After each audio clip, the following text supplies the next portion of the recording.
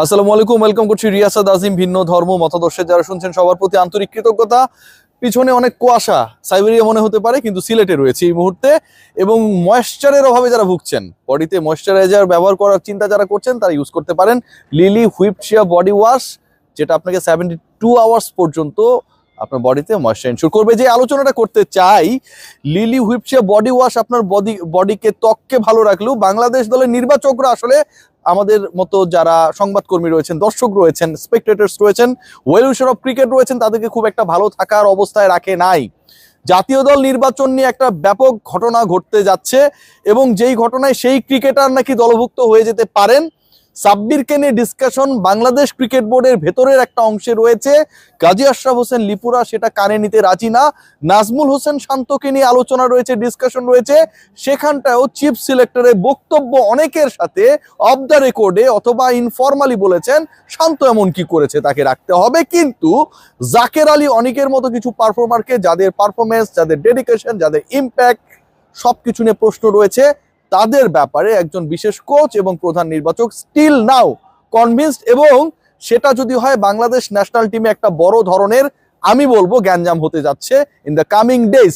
Bangladesh national squad, Bangladesh দলের মোটামুটি 14টা spot final, 15তম স্পটে কে খেলবেন সেটা নিয়ে একটা বড় প্রশ্নের জায়গা রয়েছে।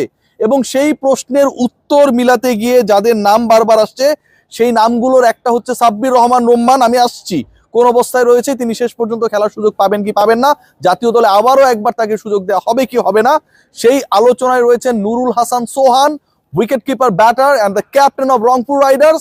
সেই আলোচনায় রয়েছেন জাকের আলী অনিক, দুর্ধর্ষ ব্যাটার, নোয়াখালী এক্সপ্রেসের হয়ে যিনি এবারে বিপিএলটা খেলছেন। সেই আলোচনায় রয়েছেন নাজমুল হোসেন শান্ত। এই যে 4টা স্পটের কথা বললাম, 4জন ব্যাটসম্যানের মধ্য থেকে একজনের স্পটটা এখন পর্যন্ত ফাইনাল না। 15th মেম্বার স্কোয়াড যেটা ঘোষণা করা হবে আজকে রাতের পরের রাতটা পোহালি, মোটামুটি 3 তারিখে। এবং Bangladesh cricket board made a plan যে এটাকে অ্যানাউন্স করা হবে না। অ্যানাউন্স করা হলে আমরা প্রশ্ন করব, প্রশ্ন করতে হলে লিপু ভাইকে প্রেসে আসতে হবে। সো এটা তিনি কোনোভাবেই করতে চান না, আইসিসি কে পাঠিয়ে দিতে চান। দেখুন, আমি শুরুতেই 8জন ক্রিকেটারের কনফার্ম পজিশনটা আমি বলে নেই। যার প্রথম 3জন হচ্ছেন 3জন spinner. Nasum Ahmed obvious choice, তিনি একমাত্র বাঁহাতি স্পিনার হিসেবে দলে থাকছেন। শাক মাহাদি, যিনি চট্টগ্রামের ক্যাপ্টেন এবং একই সাথে হ্যান্ডি ব্যাটার, শাক মাহাদি অফ স্পিনার, তিনি থাকছেন। এবং রিশাদ হোসেন, আজকেও আমরা দেখেছি যে স্কোরচার্সের এগেনস্টে তার দল হেরেছে, কিন্তু ইকোনমিক্যাল এবং ইনফ্লুয়েন্সিয়াল বোলিং যদি আমরা খেয়াল করে থাকি, রিশাদ হোসেন এদিনও করেছেন। হোবার্ট হ্যারিকেন্সের হয়ে বিগ ব্যাশের experience Rishad, performer Rishad, world কাপে বাংলাদেশের বড় অ্যাসেট হতে যাচ্ছে, এটা নিয়ে খুব বেশি ডাউট নেই। So he is going to B the part of the 15 member squad of Bangladesh national team. 3টে স্পট ডান, 5জন পেসার বাংলাদেশ নিয়ে যাবে, এটা নিয়ে একটু আলোচনা রয়েছে। এবং সেই 5জন পেসার কে হবে? দেখুন, তাসকিন, মুস্তাফিজ, শরীফুল, এই 3জনকে নিয়ে কোনো আলোচনার সুযোগ নেই। 6 স্পট ডান, অর্থাৎ 3জন পেসার, 3জন স্পিনারের কথা আমি বলেই ফেললাম। 2জন বাঁহাতি পেসার এখানকার রয়েছে এবং আপনারা সবাই জানেন তাসকিন আহমেদ, তিনি ডানহাতি পেস বোলিংটা করেন। এর বাইরে আলোচনায় রয়েছেন মোহাম্মদ সাইফুদ্দিন। ন্যাশনাল টিমের হয়ে টুকটাক যতবার সুযোগ পেয়েছেন সাইফুদ্দিন পারফর্ম, ব্যাটিংটাও করেন। সাইফুদ্দিনের দলে থাকার সম্ভাবনা 95%। তাহলে 5th বোলারটা কে, পেসারকে স্পেশালি? এই 5ম পেসার নিয়ে যথেষ্ট আলোচনা রয়েছে। কেউ বলছেন Tanzim Sakib, he is the most impactful pacer. বাংলাদেশের আগের যে টি20 ওয়ার্ল্ড কাপটা ছিল সেখানটায় তিনি ক্যারিবিয়ান কন্ডিশনে, ইউএস এর কন্ডিশনে ভালো করেছিলেন। বাংলাদেশের 2জন বোলার খুব ভালো করেছিলেন, একটা তানজিম হাসান সাকিব এবং আরেকজন রিশাদ হোসেন। সো তাকে রাখা উচিত। ইন্টারন্যাশনাল সার্কিটে he is a proven performer. এবং আরেকজনকে নিয়ে আলোচনা হচ্ছে, হাসান মাহমুদ। এই 2জনের মধ্য থেকে একজন থাকবেন। তানজিম সাকিব নাকি হাসান মাহমুদ, সেটা নিয়ে একটা 19-20-এর খেলা চলছে। এই 2জনের মধ্যে থেকে একজন থাকবেন। 5জন পেসার, সাইফুদ্দিনকে ইনক্লুড করে, 3জন স্পিনার, যেখানটায় রিশাদ রয়েছেন, মাহেদি রয়েছেন এবং নাসুম আহমেদ রয়েছেন। 8টা spot done. So you are having only 7 blank spot, যেখানটায় 7জন ব্যাটসম্যানকে খেলানোর সুযোগ রয়েছে। ওপেনিং স্লোটে সাইফ হাসান খেলবেন along with Tanzid Hasan Tamim. So 2জন হয়ে গেল। আমার বাকি আর 5টা স্পট। Number 3 Liton Kumar Das, the captain in form. Liton Kumar Das, তিনি number 3। Number 4 Parvez Hossain Emon. Parvez Hossain Emon is a cricketer যাকে আপনি ওপেনিং এ খেলাতে পারবেন, ওয়ান ডাউনে খেলাতে পারবেন। নাম্বার 4-এ পারভেজ হোসেন ইমনকে আপনি খেলাতে পারবেন কি পারবেন না সেটা নিয়ে বিভিন্ন সময় যখন সংশয়, আলোচনা, বিভ্রান্তি কাজ করছিল, ন্যাশনাল টিমের হয়ে 2-3টা ইনিংস খেলে তিনি প্রুভ করেছেন যে তিনি সেটার জন্য ready.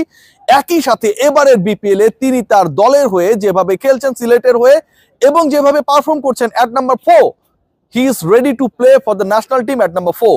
So Parvez Hossain Emon is number 4। 4 জন হয়ে গেল। You are having only 3 spots. এই 3টা জায়গায় কে কে খেলবে? এখানটায় 2 জনের স্পট ফাইনাল, বাকি একটা জায়গা নিয়ে 4 জনের লড়াই হচ্ছে। 2 জন কারা? সেই 2 জনের একজন হচ্ছেন আপনি সবাই জানেন তাওহিদ হৃদয়, তিনি থাকছেন নাম্বার 5, এবং নাম্বার 6 শামীম হোসেন পাটোয়ারি, যাকে আবার লিপু ভাই খুব একটা লাইক করে না। লিটন কুমার দাসের কল, ডেফিনেটলি এটা পুরো বাংলাদেশের মানুষের call, and we will support captain Liton Kumar Das regarding this issue. Shamim Hossain পাটোয়ারিকে স্কোয়াডে রাখতে হবে, খেলাতে হবে। 6 জন হয়ে গেল এবং এই 6 জনই বাংলাদেশ দলের টপ 6। তানজিদ হাসান তামিম, সাইফ হাসান, লিটন কুমার দাস, নাম্বার 4-এ পারভেজ হোসেন ইমন, নাম্বার 5 তাওহিদ হৃদয় এবং নাম্বার 6 শামীম হোসেন পাটোয়ারি। বাকি 5 জন তো বোলার।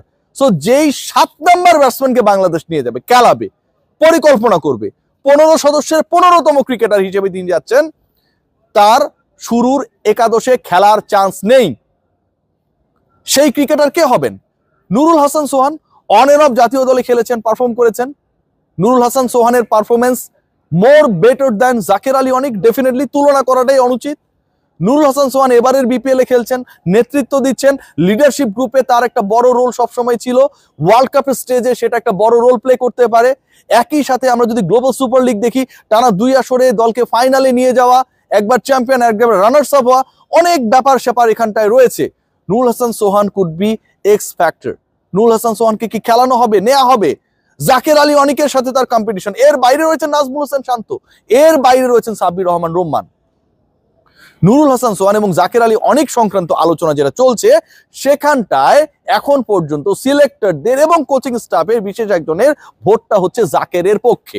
জাকের আলী অনেককেই তারা চান, তিনি বিশ্বকাপে গিয়ে বিশ্বজয়ী পারফরমেন্স করবে এমনটা তাদের ধারণা। জাকের আলী অনেকের পারফরমেন্স এখানে যাই হোক না কেন, তাকে বিশ্বকাপের দলে নিতেই হবে এরকম একটা অবস্থান কারো কারো। জাকের আলী অনেক এখানটায় এগিয়ে। এখন যদি জাকের আলী অনেক এগিয়ে থাকে, জাকের আলী অনেকের সাথে নাজমুল হোসেন শান্ত এবং সাব্বির রহমান রোম্মানের পারফরমেন্স আমরা আলোচনা করি, তাহলে কি দাঁড়ায়? দেখুন, নাজমুল শান্ত কিন্তু ট্রিমেন্ডাস পারফরমেন্স করেছে। ওপেনিং ম্যাচ যেটা তিনি তার দলের হয়ে খেলেছিলেন, সেখানটায় 60 বলে 101-এ অপরাজিত ছিলেন। সেই ম্যাচে 190 চেস করার ক্ষেত্রে he played a tremendous role, made a magnificent partnership with Mushfiqur Rahim. একই সাথে যদি আমরা দেখি, পরের ম্যাচে 37 করেছিলেন। তারপরের ম্যাচের কথা যদি আমরা বলি, সেটায় 24 করেছিলেন। তারপরের ম্যাচের কথা যদি বলি, যেটা আজকে অনুষ্ঠিত হয়েছে, সেই ম্যাচে 30 বলে 41 রান করেছেন। So the performance we have seen from Najmul Hossain Shanto এক কথায় অসাধারণ। গত 4 ম্যাচে he is one of the best performance of this BPL.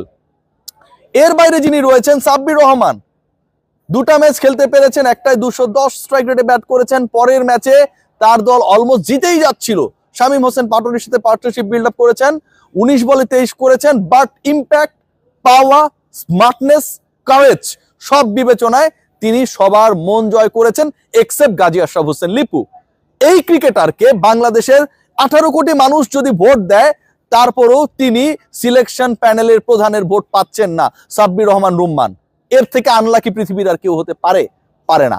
তার আলোচনাটাই করতে রাজি না অনেকে। সবকিছু ডিপেন্ড করবে টুমরো। সাব্বির আগামীকাল ঢাকার হয়ে খেলবেন যতটুকু জানি, সেই ম্যাচে তার পারফরমেন্সটা কেমন হয়, তারপর একটা প্রেসার ক্রিয়েট হওয়ার সুযোগ থাকবে। নাজমুল হোসেন শান্তকে নিয়ে যদি আলোচনা করা হয়, তাহলে keeping option, alternative keeper option থেকে বাংলাদেশকে সরে আসতে হবে। জাকের এবং সোহানকে বাদ দিয়ে শান্তকে নিতে হবে। সেক্ষেত্রে ব্যাকআপ কিপার হবেন ইমন। আর যদি সাব্বিরকে নিতে হয়, পরের ম্যাচে তাকে আউটস্ট্যান্ডিং কিছু একটা করতে হবে। গত 2 ম্যাচের পারফরমেন্স সিলেকশন প্যানেলের কাছে এনাফ না for being selected in the national side. Let's see what happen. Take care.